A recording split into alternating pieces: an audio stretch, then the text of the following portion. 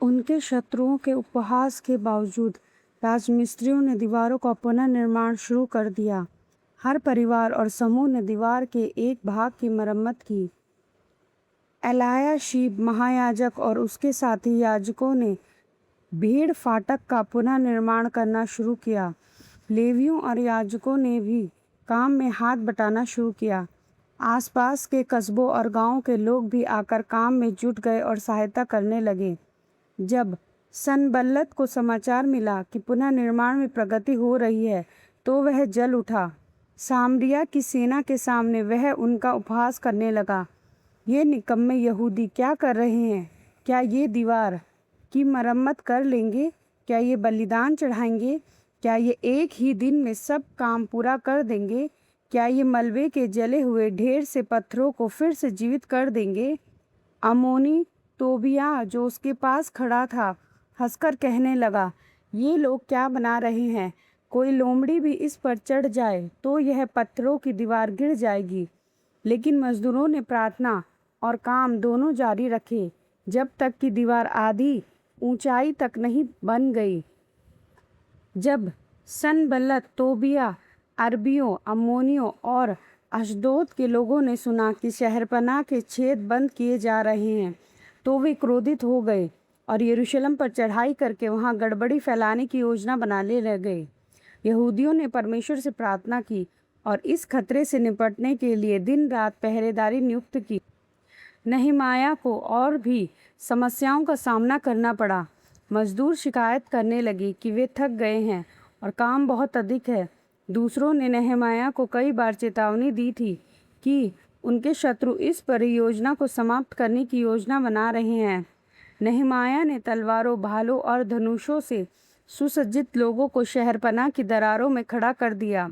उसके पास एक नरसिंगा बजाने वाला व्यक्ति भी तैयार खड़ा था।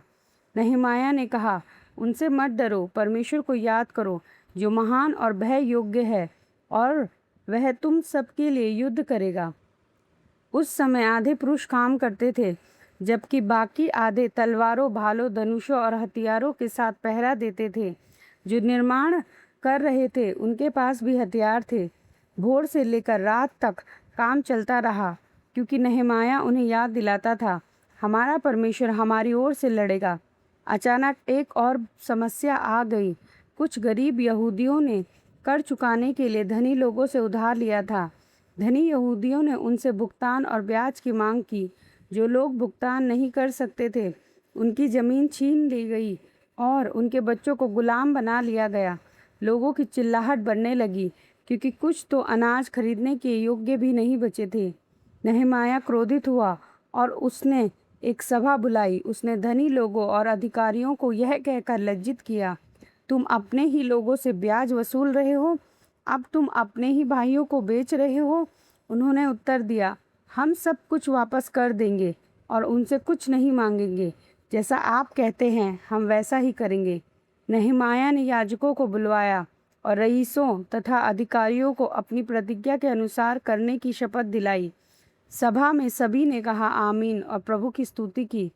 काम तब तक जारी रहा जब तक दीवार के सभी खाली स्थान भर नहीं गए।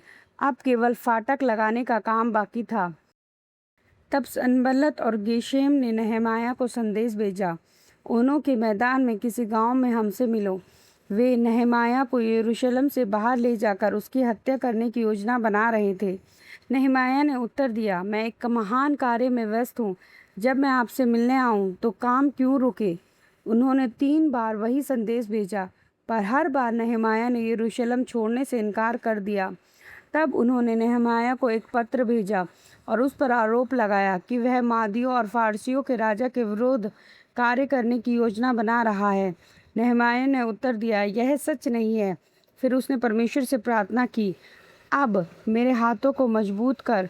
लेकिन तोबिया और सनबल्लत ने हार नहीं मानी।